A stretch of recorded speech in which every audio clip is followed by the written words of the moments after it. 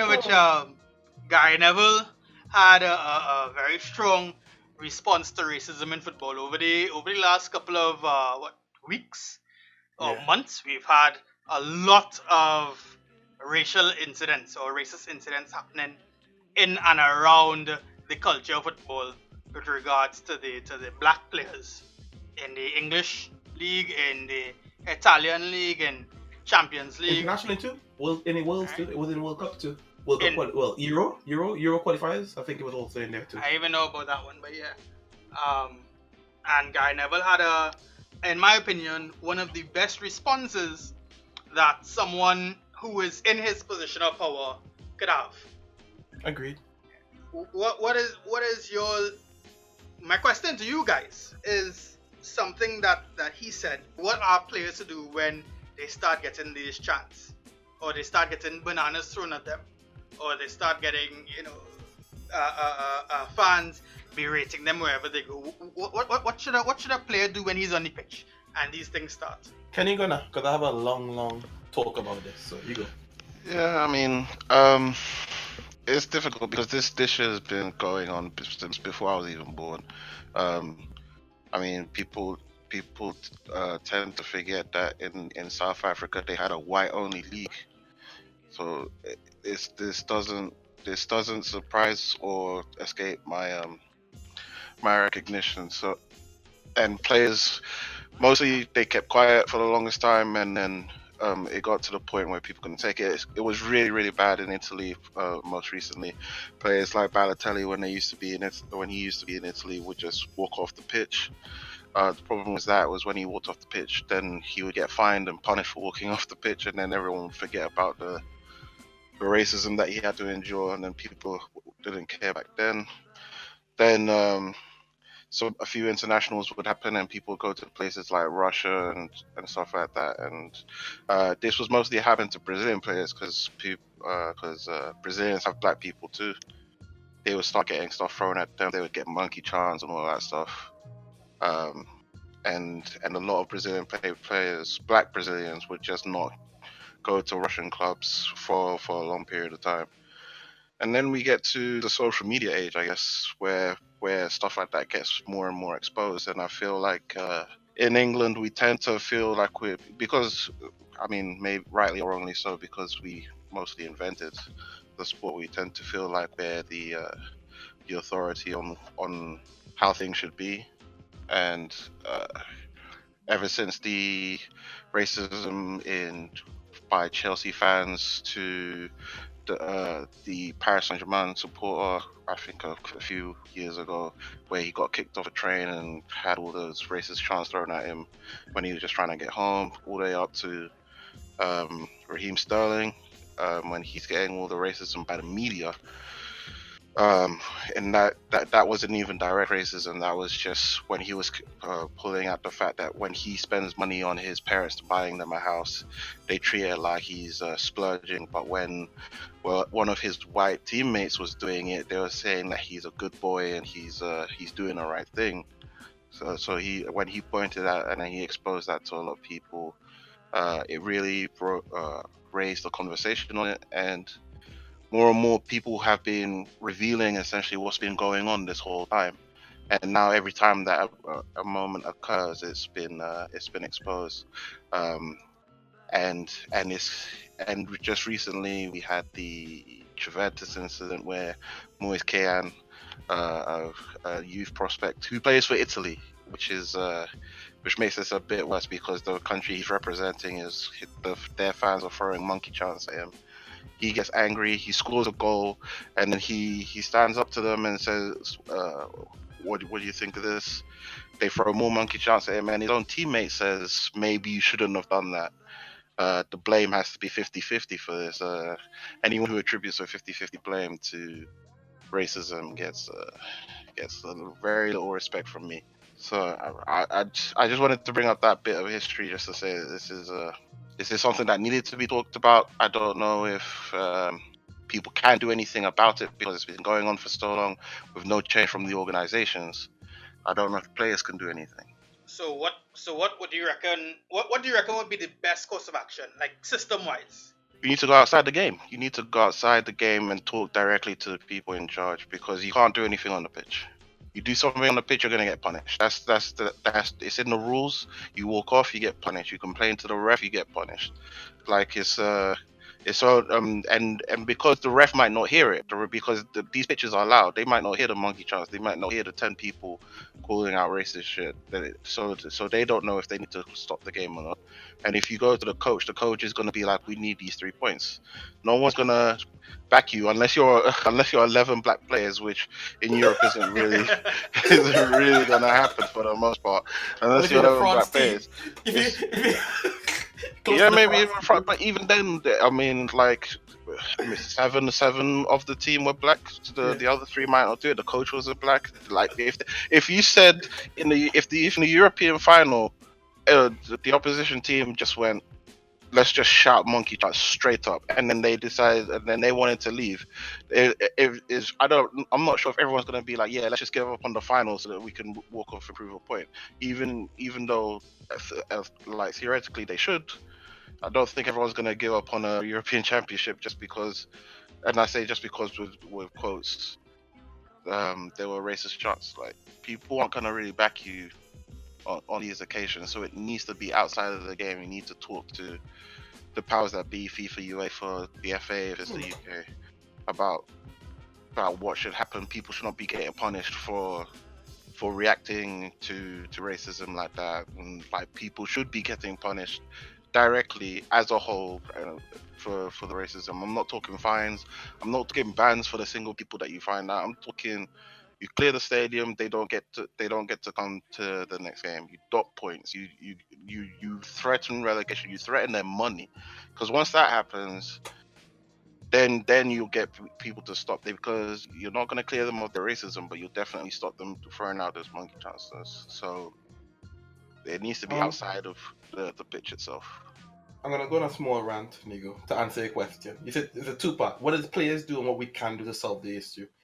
I think the players should always be allowed, especially if it's like being shouted loudly that everyone can hear, whatever. If it's to that point, any player who feels victimized to that level should be allowed to be like, I shouldn't have to play in this, because even though he's a player and he's saying he's a work and stuff, at work you're being victimized of thing. You don't have to work in that environment. You should not have to work in that environment. It's HR for that, whatever. So you should not have to work in that environment. So you should be allowed to be like, coach or whatever, sub me, or I leave in or whatever. Move from there. Cool. So the player should be allowed to work without being fined or anything for that. Because then you're telling the player, you are wrong for walking off. And they are right. It comes across to the player as in, I have to take this kind of treatment. And nobody should be subjected to that kind of treatment. Well, my theory on how to solve this whole issue, stay with me because it's gonna go big. Let's say it's like the World Cup or something like that, right? And any country or supporters from that country found like that, you ban the country. You just ban the country, and people say you can't. No, ban the country. You let them continue that World Cup or whatever, you ban the country or whatever, and you tell them you're not gonna participate in the next tournament until this is rectified. So you have to go investigate or whatever, find the people, you ban the people, and those people, they are banned from all football, all tickets and stuff, period, to go into the next football match. Just ban them from it. Because you tell them straight up, if you can't show that you are civil enough to behave in a manner or whatever, you have no part to play in this activity. We don't want you there. No second chances, none of that. Because if no people do not need second chances, no. And until the country or the organization can prove that we are challenging and we are tackling this problem, you're banned from World Cup, and you just keep going down. And the people have to get banned from buying tickets from World Cup, buying tickets from their national leagues and stuff. All of it. Just once you get recognized and you got named, that's it. You want football done. The next time you're watching football is at your friend's house. That's the only time you're watching football. That's if he let you. And when he boy, wait, let me go buy tickets, and you tell him, I can't go because boy, they banned me. And he boy, why you get banned? I was chanting monkey reels and ball. Hold up. Really? And he had to evaluate if you're a good friend. But that's the next matter. But the point is, you take it up with the country, because the fines and stuff, all that, I agree, do all that. But I just say, when a country's not going to come, and people go, why is this country not coming? And you shine the light under them bowling. This is why. And you realize why they're not coming back in, because they're not willing to fix the problem. That will show you where they stand, where their views are on it. That's my views on how you try to, and just keep coming down like that until. Okay. It seems a bit drastic, but I think small fines and stuff is not gonna fix the problem. I don't think it's drastic at all.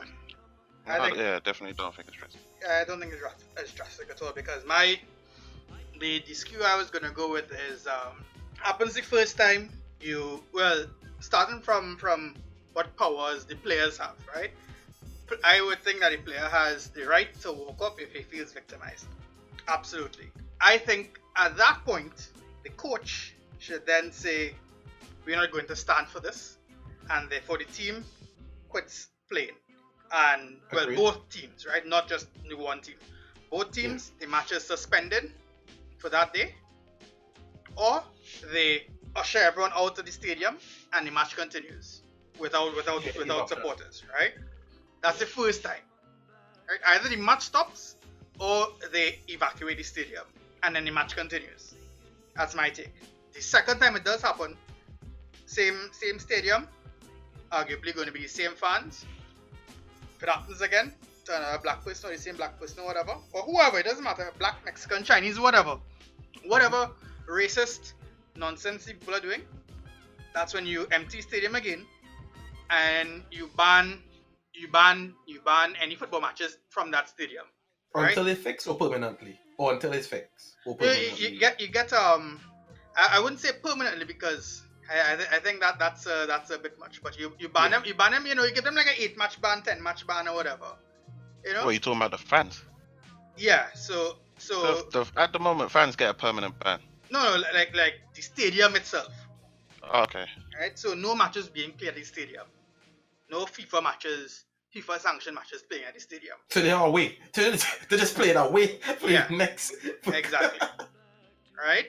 And if there is no response from the team who belongs to that stadium, then the team, no action, right? Then if there's no action, right? There's no campaign put out. There's no message put out to the fans or whatever. If we're talking clubs, we're not talking nations here. We're talking clubs. If there's no response from the team who has the offended fans, you cut the team from the league. Plain and simple. Relegate, or just take them out? No, you cut them from the league. Oh, okay, cool. Cut them from the league until they prove that they are willing to say something about it, about racism and where they stand on it. Obviously, if they don't stand on it with the rest of the world, well, you're out of the league. You're not meant to be in the sport because there's no space to it, right? Yeah. That for clubs, that's where I stand on it, right? Ban the evacuate the fans, then they move to stopping the stadium from having games, and then you remove the team, right? Yeah. Because if it happens 3 times and the team has said nothing up until then, you go. Exactly, right? You have stood at nothing. You basically you have stood. Well, you make a stand, You make a stand, and you show us your colours, right? And at that point, if those rules are in place, at that point, if there are black players still contracted to that team, I would be very surprised, right? But then again, people have to make $1, whatever. I think, as you said and Ken said, hit them where it hurts, the pocket. For nations, as you said, cut the nation entirely, because FIFA is supposed to remain non-political affiliated, right? No political affiliations, as far as I know. It's not supposed to. We know that is not actually the case. Italian football. That guy, asylum seeker, right. We know it's not supposed to be like that. However, if there's some sort of racist thing happening and it is a consistent issue, for example, the Brazilian players and they're facing, racist backlash for being on the pitch. Yeah. Same thing, you cut the fans from being at the stadium for national games. Then you cut, and for any games that are being played there on the club level, right? You cut in fans from the stadium itself, right? Cut the fans, and then if there's no message again after that, you cut the country. imagine, let's say Brazil has to play, I don't know, Greece or something, right? Yeah. No, let's not go Greece. Let's go with like a, yeah, okay, yeah. Let's go Brazil versus England, and English fans start to act up, and England is no longer allowed to play in the World Cup or play nation Euros matches. either. Yeah, Euros, World Cup, it out of that. Yeah, imagine that. And the reason for that being, the fans are trash. I think that would be a good message. And I'm not saying ban them for a few matches. I'm saying take them out of the sport until the next Next next World Cup. tournament. That's what. Oh, I don't know. Assuming they have rectified it. If there's nothing rectified by the next tournament, if you see no message or nothing with them, you leave them out. Yeah, if there's no messaging, if there's no education campaign, because I think the only way to make a difference long term is to punish the organizations and then have the organizations themselves teach the people who follow the sports, because they don't have to listen to government, they don't have to listen to bipartisan organizations, they don't have to listen to third parties, but they will listen to the people who they want to support. Trust me, if any nation actually just get a straight up ban, and any big, let's say any big one, let's say like Portugal or Netherlands or somebody like that get banned, and you get banned for racism, everybody around you, after they realize you're not there, will take it serious. Yeah. They could take it serious. Imagine that. Imagine especially if you do World Cup winner. Let's say Germany wins it next year or whatever, and during that time, the year after, during the Euros, you hear about that and they get banned from the World Cup the next year. But wait, the World Cup winners last year in here? Why that? Boy, them transfers with monkey in and train bananas and all kind of stuff. You serious, boy? Yeah, they're not here, so that trophy up for grabs. Yeah. That the vibes. And everybody else, but I can't, and everybody thinking, I can't put my nation, because if my nation is, think about it, if you like France and you're most likely to win, and because of your fans, you get knocked out, then you can't complain about your country, you are the problem. And at that point in time, I believe football clubs and stuff will start putting a whole set of stuff on the ticket board. Like, if you're found racist and stuff, permanently ban and stuff. People will start taking like more drastic measures to let you know, if it get caught slipping, there's no more in it, because you as a fan, yes, you may be funding me, but you're also directly harming my pocket. So Yeah. make it, and that's when I believe you will have, I won't say you have total change, because this system, there's always going to be some idiots out there. Correct. But correct. you will have a substantial change where the minority of the people will be so small that the other people who are in the stadium start ushering them out, bowling. None of that here, boss man. I think it's a generational thing. After a couple generations, after a couple people realize, hey, we're gonna fuck around and get our club banned. The people themselves are gonna hold us people accountable. Yeah. Start policing them now. As soon as someone starts doing some monkey stand, some guy is grabbing them, throwing him out. Not today. Yeah. Not today.